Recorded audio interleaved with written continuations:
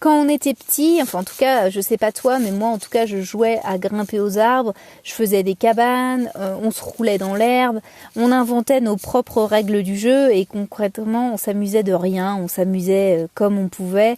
Et je trouve qu'en grandissant, on a un petit peu perdu ça, on a perdu un peu notre âme d'enfant.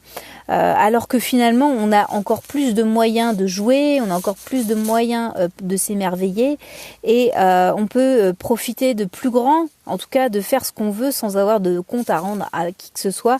Et je crois que c'est ce que j'aime en fait dans mon jardin, c'est la liberté totale en fait, c'est retrouver un peu ses racines, c'est se faire plaisir, c'est voilà, c'est tu veux planter, bah plante, tu veux arracher, bah arrache, tu veux arroser, arrose, ta carte blanche en fait, c'est ton univers, c'est ton jardin, c'est tes bêtises, c'est tes avantages, c'est tes légumes, c'est ton expérience, etc. Et ce que j'aime par-dessus tout, en fait, c'est redéfinir les règles du jeu, c'est m'amuser, en fait, de mon jardin, c'est m'amuser des imperfections même de mon jardin. Et c'est ça que je voulais te partager aujourd'hui, c'est redécouvrir le potager. Alors, pour ça, j'aime bien, en fait, faire comme si j'allais pour la première fois dans mon potager et de s'amuser en fait de ces imperfections, s'amuser des problèmes que je peux avoir et prendre du recul sur tout ça, prendre un peu les choses en dérision et de se dire voilà, finalement ce que je trouvais problématique hier peut être une solution aujourd'hui. Je vais donner un exemple, par exemple s'amuser des creux, des trous, des imperfections, des murs, des herbes, des couleurs, des branches, de s'en inspirer en fait, de s'inspirer de ce qui est existant et de ne plus voir ça comme un problème mais de voir ça comme une chance, parce que finalement ton jardin il ressemble à aucun autre et il faut en profiter, parce que là où tu vas voir un problème, quelqu'un va en voir une chance. Et à présent, moi je profite de chaque instant pour voir mon potager, tôt le matin sous les étoiles, tard le soir sur la brune. C'est hyper intéressant parce que les perspectives sont différentes et l'œil peut justement voir autre chose que ce qu'il a l'habitude de voir.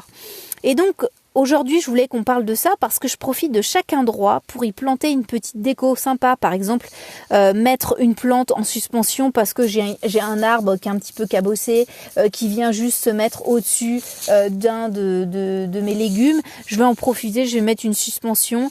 Je vais profiter de cette branche d'arbre fruitier au lieu d'en voir comme quelque chose de nuisible, de se dire bah bon moi je vais la couper, elle m'énerve. Je vais en voir une solution et de me dire bah voilà, c'est aussi la possibilité de mettre plus de plantes encore plutôt que de voir quelque chose qui me gêne. Je vais en voir une force. Je profite également de chaque trou pour planter en bas. Par exemple, quand tu sais que tu as dans ton jardin, c'est pas un jardin plat.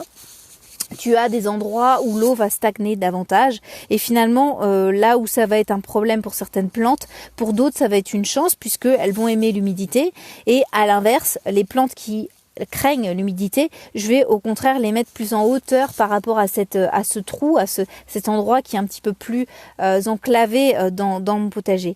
Pareil pour les couleurs, tu vois, je mélange les couleurs, je me prends plus la tête à avoir des trucs très linéaires. Je mets du jaune et du bleu, je mets des petites fleurs dans les aromates. Les parfums sont là, tu vois.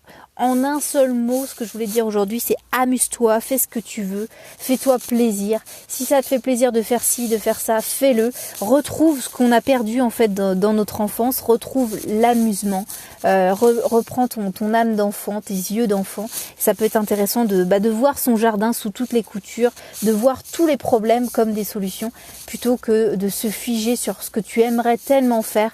Finalement, ton potager n'est peut-être pas voué à être ce que tu veux aujourd'hui, néanmoins demain tu peux avoir un regard différent et te dire bah finalement il est pas si mal que ça, mon jardin il me donne ce que j'ai envie, et c'est ça qui est beau en fait dans tout ça.